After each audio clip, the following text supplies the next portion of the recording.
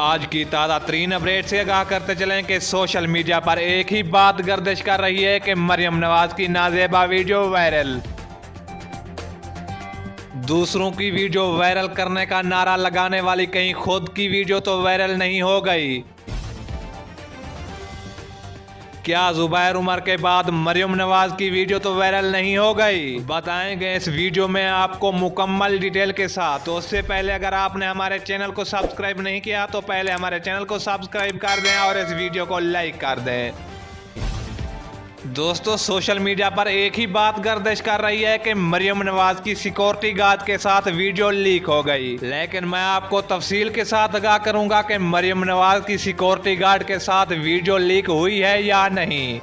دوستو، اس سے پہلے آپ کو آگاہ کرتے چلیں کہ کچھ دنوں قبل زبیر عمر کی ویڈیو بھی وائرل ہو گئی تھی ایک لڑکی کے ساتھ، لیکن مریم نواز کی سیکورٹی گارڈ کے ساتھ کوئی ویڈیو وائرل نہیں ہوئی۔ یہ سب فیک خبریں بتائی جا رہی ہیں۔